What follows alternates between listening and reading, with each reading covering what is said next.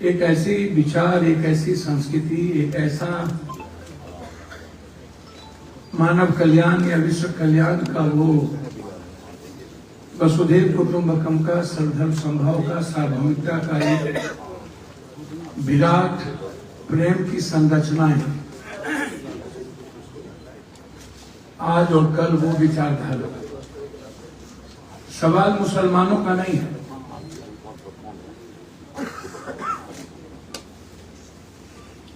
सवाल इस देश के 140 करोड़ जो लोग हैं,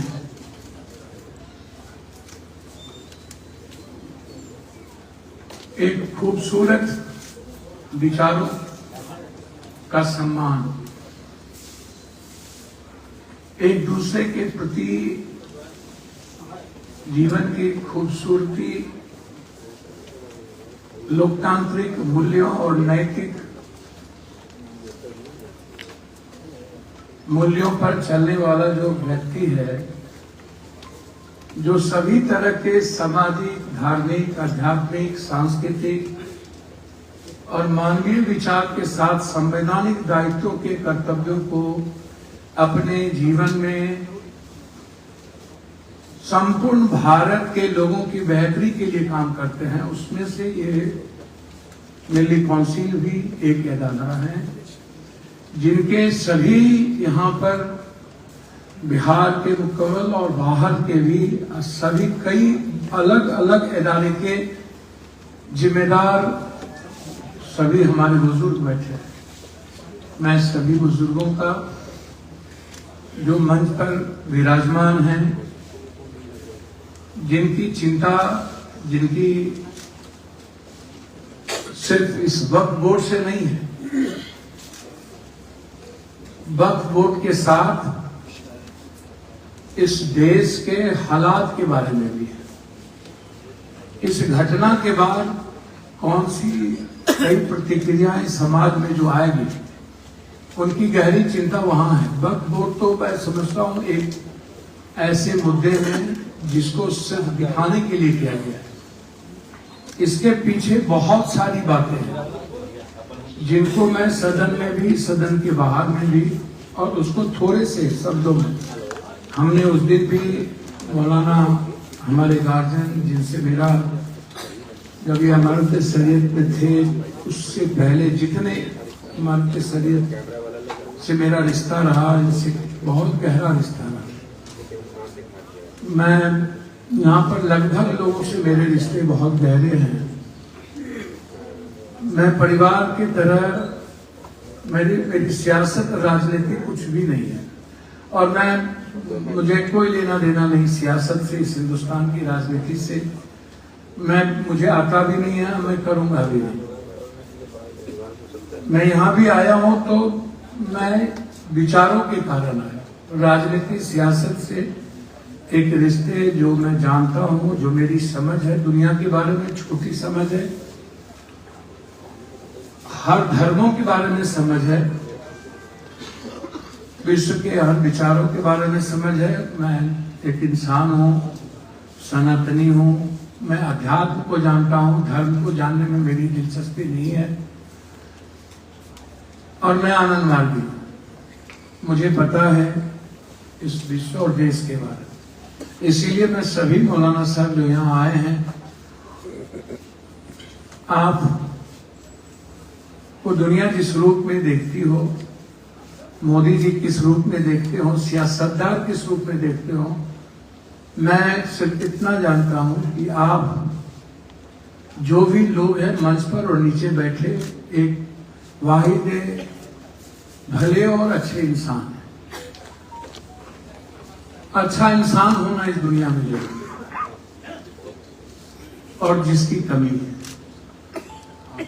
आप, मुझे इस बात की समझ है कि आप इस्लाम और हदीस, ये दोनों की जो एक मूल ताकत है, मूल मंत्र है, जिसको आप समाज निर्माण में और मुसलमानों की सामाजिक, शैक्षणिक, मुसलमानों की धार्मिक भावनाओं को कैसे महफूज रखा जाए, कैसे मुसलमानों की और यतीम की, गरीबों की, कमजोरों की, मजलूमों की सामाजिक संरचना को बढ़ाया जाए, उसमें आप लगातार प्रयासरत रहते हैं, उसमें मुझे कुछ भी नहीं कहना।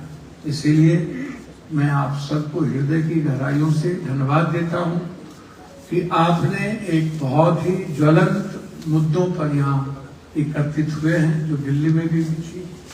बहुत ही नेक आवाज, मजबूत आवाज और लगातार हर मिसाइलों पर, सीमांचल और सामाजिक चीजों पर आवाज उठाने वाले आप सवाल सिर्फ जनप्रतिनिधि के नाते नहीं, जब ये JNU अलीगढ़ मुस्लिम यूनिवर्सिटी में जब इनकी तालीम, जब ये एक मजबूत नेतृत्व और आवाज के साथ समाज और आने वाले पीढ़ियों की आवाज बनते थे, तब भी इनके ताल्लुकात बिल्कुल आईने की तरह दिखता था। आज भी इन्होंने जिन बातों को कहा है वो बिल्कुल साफ है।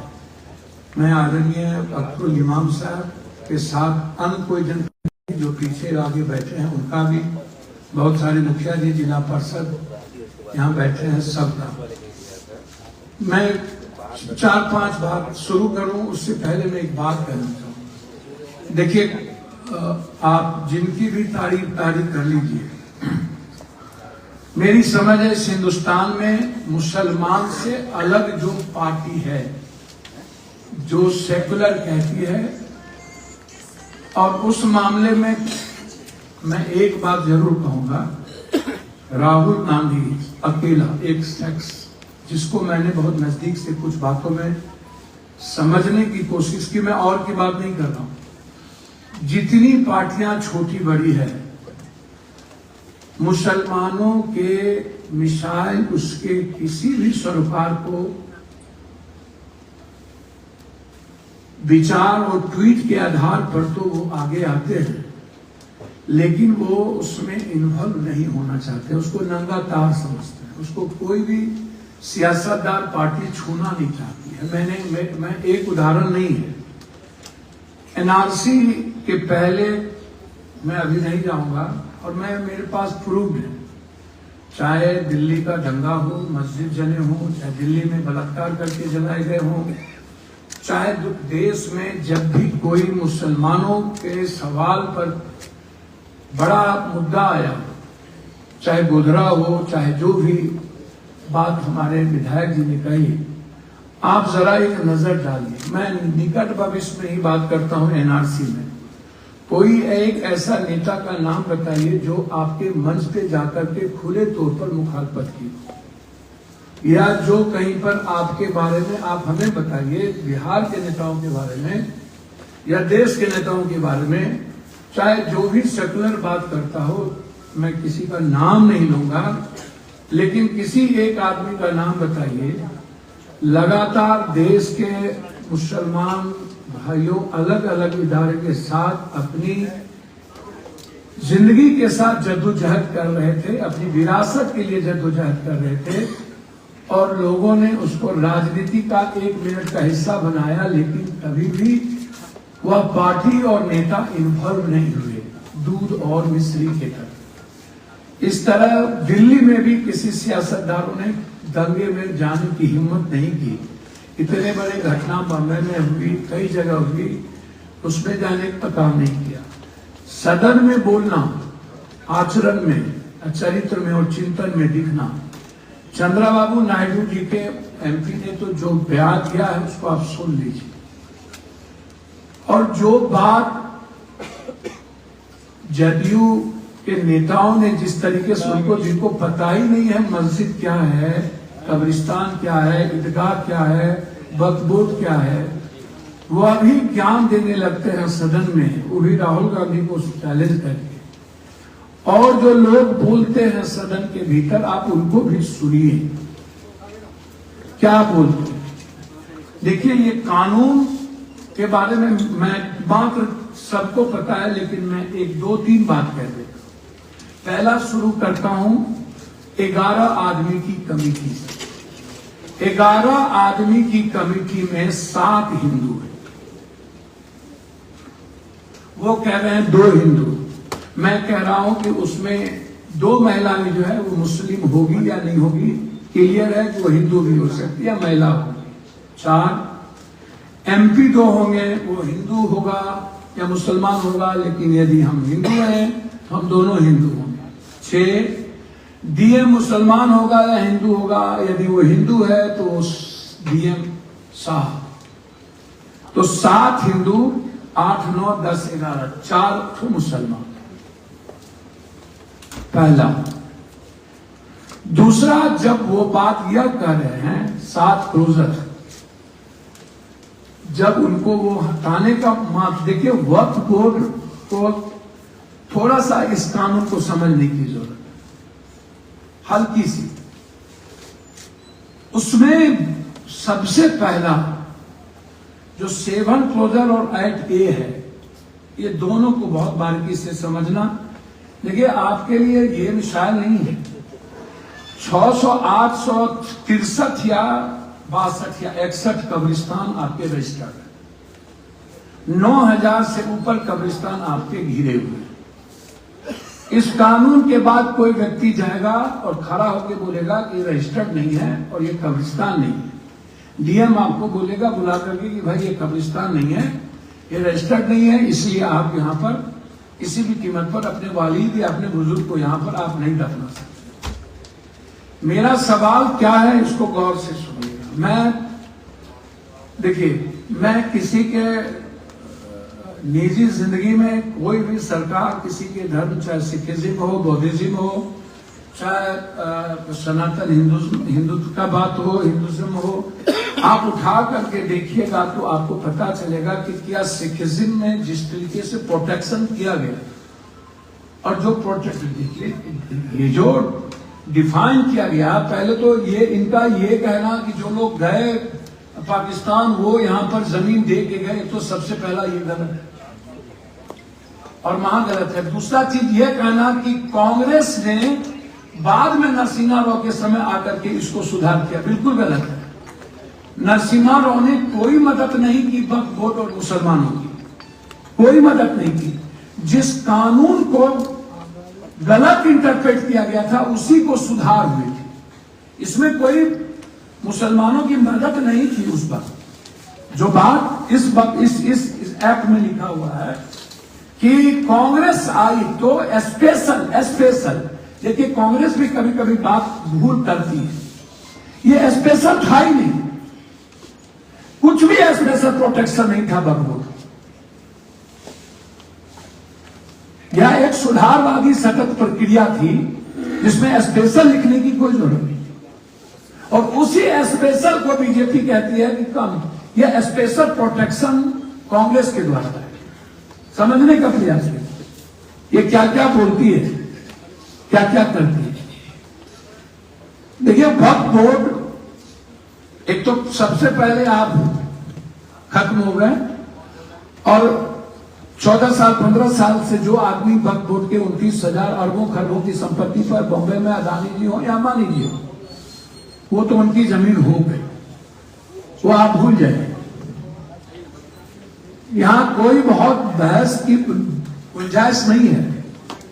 देखिए कहीं पे निगाहें कहीं पे निशाने, इनके 2 मकसद पूरे होते हैं। एक मकसद पूरा होता है कि मुसलमान शब्द को जोड़ के सियासत में रखना है ताकि इनकी दुकान चलती रहे और इनकी सियासत पर कोई हमला ना हो सके और ये कवर रहे। मुसलमान के अलावा दूसरी बात ये नहीं करना चाहिए। तो हमेशा जैसे वो बेटियों की सुरक्षा की बात करते हैं, जैसे उन्होंने कहा कि मैंने मुसलमानों से संपर्क करके इस बिल को बनाया, तो अब वो कौन मुसलमान से बनाए जो क्लीन शेप थे?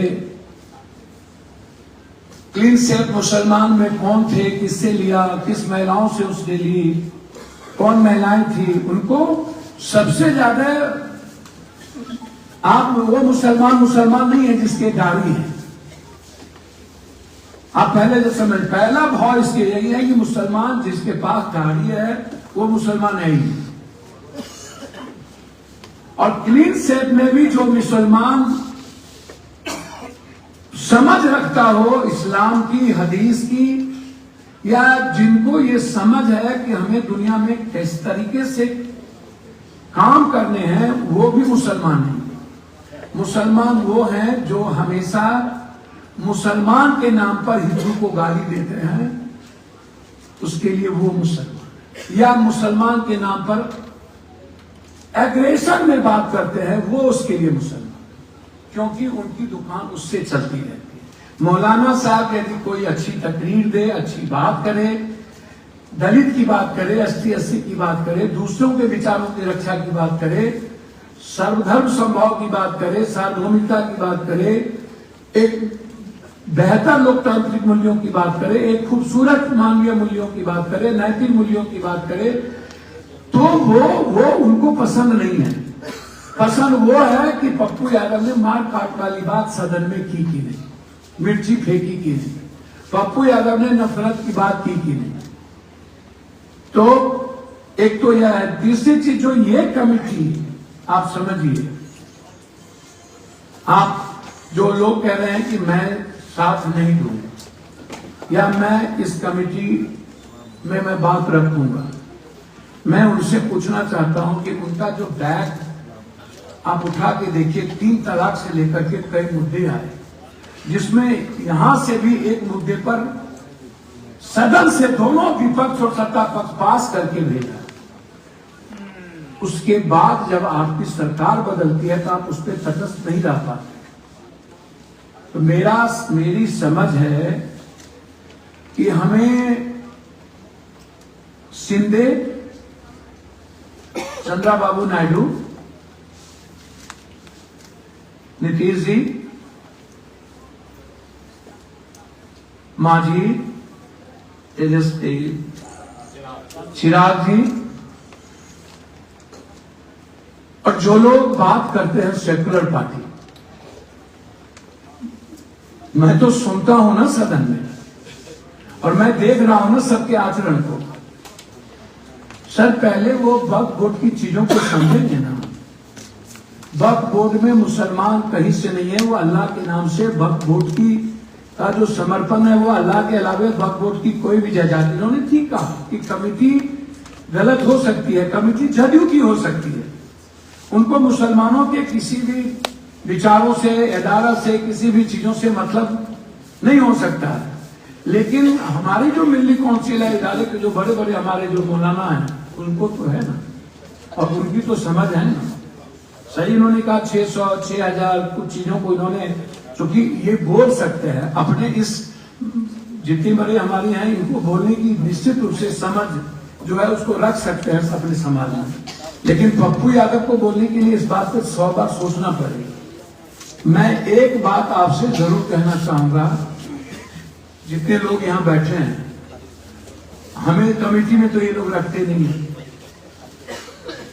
इन्हें दिन में 6 बार बोलने वाले पसंद नहीं है, और दूसरी बात, जो सोच के बोलता है वो भी इनको पसंद नहीं है, और जो बेबाक बोलता है उनको कतई पसंद नहीं है। साफ सुथरा बोलने वाले लोग इनको पसंद नहीं है। मेरा आग्रह, एक बात है, मेरा प्लेन है आज शाम में ST/SC पर मुंबई में, और इसी को लेकर के बैठक है, फिर बंगाल में है, परसों बंगाल चले जाएंगे। देखिए, पूरी कमेटी उनके हाथ में है, 14 बीजेपी के हैं, 14 या 12, और उसके बाद आप उठा के देख लीजिए कि आप कितने हैं।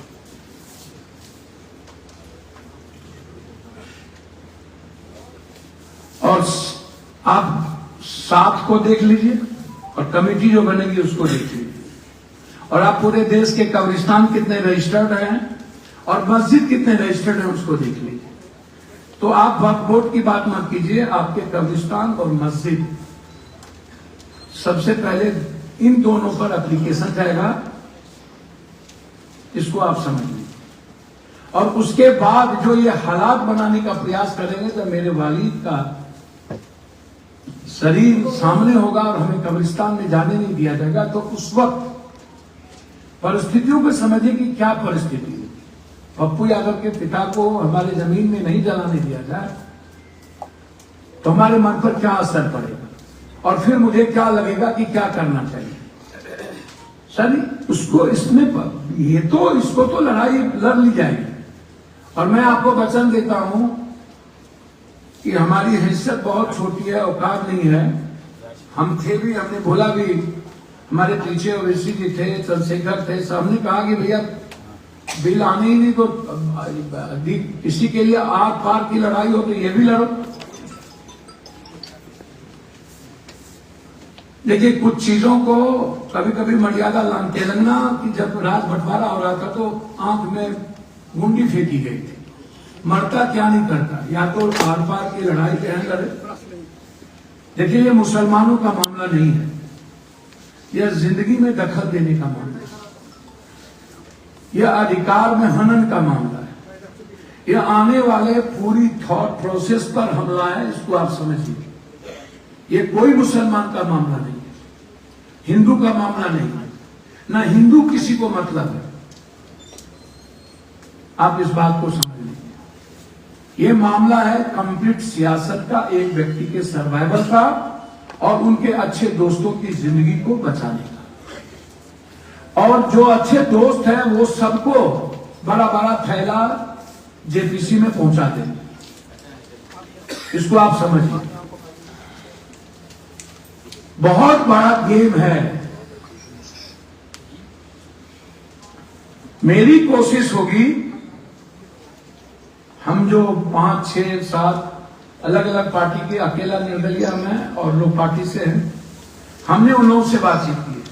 और जो सेकुलर मिजाज के लोग हैं मैंने उनको बताया है, इस पूरा लीक करके मैंने भेजा है कि आपको इसमें किन मुद्दों पे चर्चा करनी चाहिए और इसका कितना भयानक दुष्परिणाम सामाजिक रूप से होगी और नफरत का आधार यह किस तरीके से धीरे धीरे बनाते जा रहा है। और कलेक्टर जिसका कोई मतलब नहीं है और कलेक्टर किसी भी चीजों को नहीं देख सकता, उसके लिए एडीएम है, उसके लिए सीओ है, उसके लिए एसडीओ है। कलेक्टर का कोई मतलब ही नहीं था, कलेक्टर को लाने का कोई औचित्य नहीं था। कलेक्टर को लाने का औचित्य ही सिर्फ कब्रिस्तान, मस्जिद जैसी चीजें हैं। इसको आप समझिए, इसके लिए वक्फ बोर्ड नहीं है। वक्फ बोर्ड की जमीन तो कानून बन गया तो आप 12 साल 13 साल के बाद हो जाएगा, बोलेगा हम इस पर हैं, आपको उसका राइट होगा, आप उसमें कुछ नहीं कर सकते, आपके राइट खत्म हो गए। तो बस मेरा इतना ही कहना था कि जो सियासतदान लोग हैं उनके साथ जो मुसलमान हैं वो आपकी वकालत नहीं करते, वो अपने नेता की गणेश परिक्रमा करते हैं। ये मैं आपको बता दूं, वो उनके दलाल हैं। मैं बहुत क्लियर बता दूंगा, वो मुसलमानों के लिए, जब मुसलमान, मैं एक खास आदमी की बात नहीं करूंगा, नाम नहीं लेना चाहूंगा, पप्पू यादव जैसे लोगों को, हर धर्म वर्ग समाज के लोगों को लिए बेबाक विचारों के साथ, हमारे भाई ने चिराग जी के बारे में कहा। देखिए एक बात समझिए, मेरी समझ है इस मुल्क के सियासतदान सिर्फ सत्ता के लिए ही कोई बात करेंगे, अन्यथा किसी भी समाज, कोई भी, भैया अभी राम की बेटी के साथ बलात्कार हुआ, मांझी और पासवान नहीं गए वहां, और पासवान की बेटी के साथ बलात्कार होगा, वहां राम नहीं जाएंगे। आप उठा के देखिए। और खुदा न खास्ते कलकत्ता में एक कोई मुसलमान हो गया होता तो भैया आप तो मिट गए होते। लखनऊ में 12 लड़के ने छेड़खानी एक लड़की को की, उसमें 12 में 10 अलग जाति के हैं, एक ही जो मुसलमान जादव था, उस दोनों का नाम जोगी जी ने ले लिया छेड़ने में।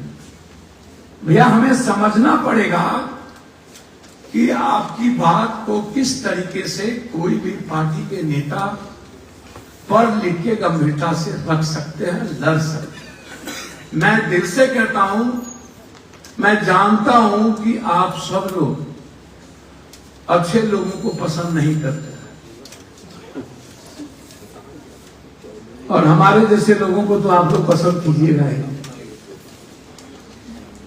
और मेरा गुनाह इतने हैं कि हम सबके नाम से बड़का नाम हो गया है, इसलिए हम मरते रहते हैं।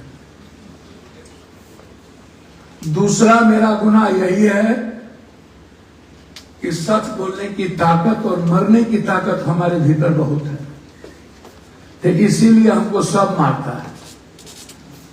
आपसे दिल से कहते हैं, मेरी मोहब्बत हिंदू मुसलमान या राजपूत यादव ब्राह्मण से नहीं है। मेरी समझ है एक अच्छे इंसान होने के नाते कि मुझे हर उस बात के लिए आवाज उठानी चाहिए जो देश के विचारों के साथ संविधान और लोकतांत्रिक मूल्य और हर तरह के विचारों के अधिकार और उसके धर्म और उसके जीने के अधिकार को एक मजबूत ताकत है।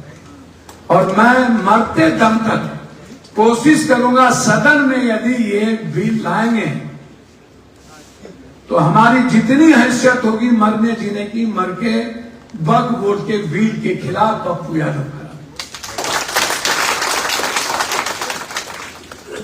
मैंने चिट्ठी लिखा है कि आप मुझे भी इस जेपीसी में लो, लेंगे नहीं। जेपीसी में लेंगे हमारा ब्याह में तू नटवा, तोरा ब्याह में हम नटवा। बड़ों के बाप कनियों के बाप, ये नेता लोग दोनों के बाप है। आप दिखे जो आप। और अंत में यह कह के जाता हूं, ये मुसलमानों की बात नहीं है। वो उतने ही किसी जाति से मोहब्बत करता है जितने में उसकी सियासत चलती है। मुसलमान तो भाई बहुत बड़ी बात हो गई। और ये सेकुलर वैसा है जिसमें मुसलमान तो मजबूरी है, हिंदू का सब जात जोड़ी है। बस मैं यही कहना चाहूंगा। एक अनुरोध है जी, सदन के पटल से, तो मध्य प्रदेश और उत्तर प्रदेश जो घटना रहती है, जो मकान तोड़े जा रहे हैं, सर मैं कल भी बहुत मजबूती से बात पहला दिन ही सदन में, देखिए मैं एक बात बता, हमको कोई दुनिया में, हम तो ऊपर से नहीं डरते हैं तो धरती की बात छोड़, हमको जो इंसानियत के लिए पसंद है ना, उसमें कोई राजनीति नहीं करेंगे मरते दम तक। मैं जब तक जिंदा हूं इंसानियत की ही बात होगी। राजनीति करने के लिए मेरे पास बहुत पैसे हैं, मैं दुनिया को देने की ताकत है मुझे। मैं किसी से चंदा पैसे उधार नहीं मांगूंगा, मुझे नहीं चाहिए। जो सही है हर दिन 5 बार 6 बार बोलता हूं। बोलने थे पप्पू यादव को तो बहुत रात पढ़ते हैं, कभी 193, 197, कभी प्राइवेट में भर्ती, कभी कुछ, कभी एटॉर्नमेंट मौसम, कभी कॉल अटेंशन, अलग अलग तरीके से बोलना पड़ता है। नहीं तीनों बोलने देगा एक फ्लाइट में और भी कहता 2 मिनट में मैच बंद करता है कुछ बंद। वो तो पहला दिन हमको डराना पड़ा इन लोगों को। हम ही को कहता Mister Yadav this is not proper place and where subject. हमने कहा तू 2 दिनों से हर हर महादेव, गंगा, जय श्री राम, असम नेता का जय जयकार कर रहा था। हमने हैशटैग नीट और विशेष बात कहा तो पेट में दर्द हो गया। यू टेल मी कि आप क्या करोगे हमको, वो भी बिजू आप जो मणिपुर को सेव नहीं कर सके, और वो हमको पढ़ाओगे कि क्या कौन सा प्लेटफॉर्म बोलने का है, कौन सा नहीं बोलने का। इसीलिए आप बेफिक्र हैं। बुलडोजर के खिलाफ राहुल गांधी भी हैं, बुलडोजर के खिलाफ हर वह व्यक्ति है जो इस देश के संविधान को मानता है। और इस मामले में अखिलेश हो या कोई हो ईमानदार, मैं झूठ नहीं बोलता। इसीलिए 1 नवंबर में बुलडोजर के खिलाफ पप्पू यादव की आवाज उठेगी। ये मैं आपको इन्हीं शब्दों के साथ, चूंकि यहां सब लोग जानने वाले लोग हैं, बहुत कुछ कहना वो अच्छा नहीं।